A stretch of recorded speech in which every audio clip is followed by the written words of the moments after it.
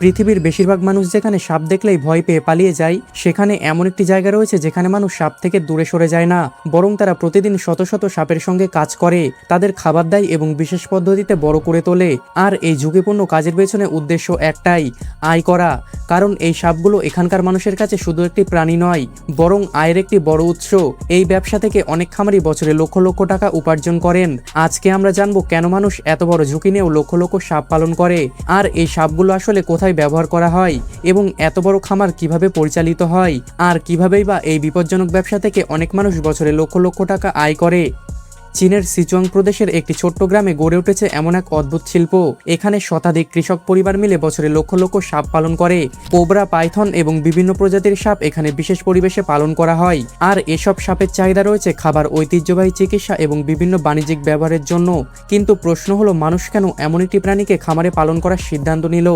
আসলে এই গল্প শুরু হয়েছিল একটি জঙ্গল থেকে। কয়েক দশক আগে চীনের বিভিন্ন অঞ্চলে মানুষ বন্য পরিবেশ থেকে সাপ ধরে তা বাজারে বিক্রি করত, এবং তখন সাপের চাহিদা ছিল অনেক বেশি, বিশেষ করে বিভিন্ন ঐতিহ্যবাহী চিকিৎসায় সাপের বিভিন্ন অংশ ব্যবহারের কারণে। কিন্তু ধীরে ধীরে পরিস্থিতি বদলাতে শুরু করে। অতিরিক্ত শিকারের কারণে অনেক এলাকায় বন্য সাপের সংখ্যা কমে যেতে থাকে। ফলে একদিকে সাপ পাওয়া কঠিন হয়ে যায়, অন্যদিকে এর দামও প্রচুর পরিমাণে বাড়তে থাকে। ফলে তখন কিছু কৃষক একটি নতুন ধারণা নিয়ে এগিয়ে আসেন। তারা ভাবতে শুরু করেন, যদি অন্যান্য প্রাণীর মতো সাপকেও নিয়ন্ত্রিত পরিবেশে পালন করা যায়, তাহলে এটি শুধু বন্য সাপের উপর চাপ কমবে না, বরং একটি লাভজনক ব্যবসায় পরিণত হতে পারে। আর এভাবেই শুরু হয় চীনের সাপ পালনের শিল্প। সময়ের সঙ্গে সঙ্গে ছোট ছোট খামার বড় আকার নিতে শুরু করে। বর্তমানে কিছু অঞ্চলে এটি এমন একটি ব্যবসায় পরিণত হয়েছে যেখানে একটি গ্রামের অর্থনীতির বড় অংশ এই প্রাণীর উপর নির্ভর করে। তবে সাপ পালন করা মোটেই সহজ কাজ ছিল না, কারণ প্রতিটি প্রজাতির সাপের আলাদা আলাদা চাহিদা রয়েছে। কোন সাপ কতটা তাপমাত্রায় ভালো থাকে, কী ধরনের খাবার প্রয়োজন, কিভাবে তাদের নিরাপদে রাখা যায়, এই সমস্ত বিষয়ে খামারিদের গভীর জ্ঞান থাকতে হয়। এই কারণে সাপের খামারে প্রথমেই নির্ধারণ করা হয় কোন প্রজাতির সাপ পালন করা হবে, কারণ সব সাপের আচরণ কিন্তু একরকম নয়। কিছু সাপ শান্ত স্বভাবের হলেও কিছু প্রজাতি অত্যন্ত বিষধর এবং আক্রমণাত্মক হয়, তাই তাদের জন্য আলাদা ধরনের খাঁচা এবং নিরাপত্তা ব্যবস্থা তৈরি করা হয়। প্রত্যেকটা বড় বড় খামারগুলিতে সাধারণত অনেক আলাদা আলাদা ঘর বা খাঁচা থাকে, আর প্রতিটি সাপকে পর্যাপ্ত জায়গা দেওয়া হয় যাতে তারা স্বাভাবিকভাবে চলাফেরা করতে পারে। কিন্তু এই খামারের সবচেয়ে গুরুত্বপূর্ণ সময় আসে যখন সাপের প্রজনন শুরু হয়, কারণ সঠিক পরিবেশ পাওয়া গেলে স্ত্রী সাপ ডিম দিতে শুরু করে, এবং প্রজাতি অনুযায়ী একটি সাপ একবারে বেশ কয়েকটি ডিম দিতে পারে। তবে এই ডিম থেকে নতুন সাপের বাচ্চা বের হওয়া খুবই সূক্ষ্ম একটি প্রক্রিয়া, কারণ সাপের ডিমের জন্য প্রয়োজন সঠিক তাপমাত্রা এবং আর্দ্রতা। পরিবেশে সামান্য পরিবর্তন হলেও ডিম নষ্ট হয়ে যেতে পারে। তাই খামারিরা বিশেষভাবে তৈরি বাক্স বা নির্দিষ্ট জায়গায় ডিমগুলি সংরক্ষণ করেন, যেখানে মাটি, আর্দ্রতা এবং বাতাসের ভারসাম্য ঠিক রাখা হয়। এরপর অপেক্ষা করতে হয় কয়েক সপ্তাহ। ধীরে ধীরে ডিমের ভেতরে বেড়ে ওঠে নতুন জীবন, আর একসময় সেখান থেকে বেরিয়ে আসে ছোট ছোট সাপের বাচ্চা।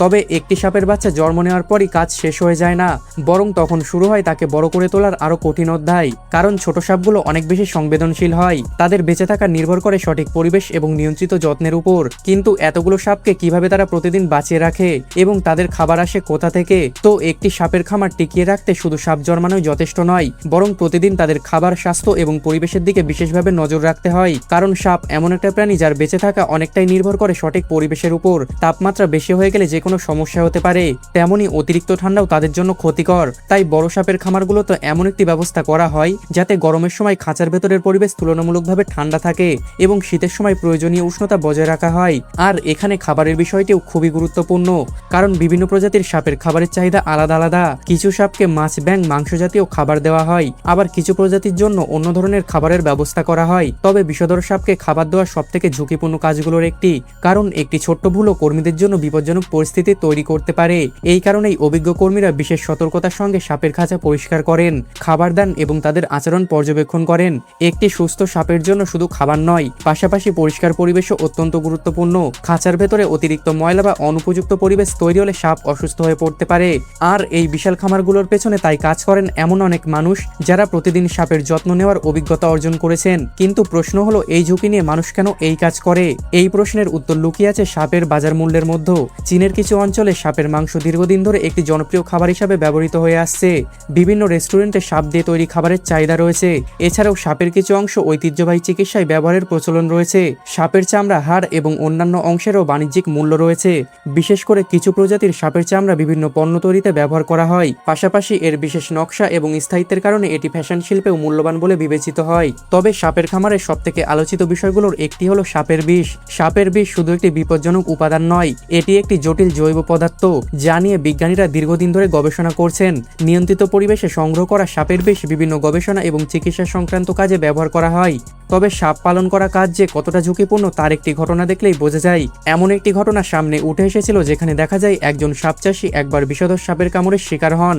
ভয়ে তিনি মনে করেন বিষ দ্রুত ছড়িয়ে পড়ছে, আর নিজের জীবন বাঁচানোর জন্য তিনি তার হাতের একটি আঙুল কেটে ফেলার সিদ্ধান্ত নেন এবং কাটা আঙুল সঙ্গে নিয়ে প্রায় 50 মাইল দূরের হাসপাতালে যান। কিন্তু হাসপাতালে পরীক্ষা করার পর চিকিৎসক দেখতে পান পরিস্থিতি ততটা ভয়াবহ ছিল না।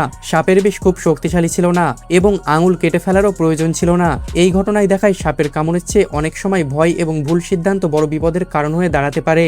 যেসব গ্রামীণ এলাকায় অন্য কাজের সুযোগ সীমিত, সেখানে এই শিল্প অনেক পরিবারের আয়ের পথ তৈরি করেছে। তবে এর সঙ্গে দায়িত্বও রয়েছে, কারণ বন্যপ্রাণীকে নিয়ে কাজ করার ক্ষেত্রে নিরাপত্তা নিয়ন্ত্রণ এবং সঠিক ব্যবস্থা অত্যন্ত গুরুত্বপূর্ণ।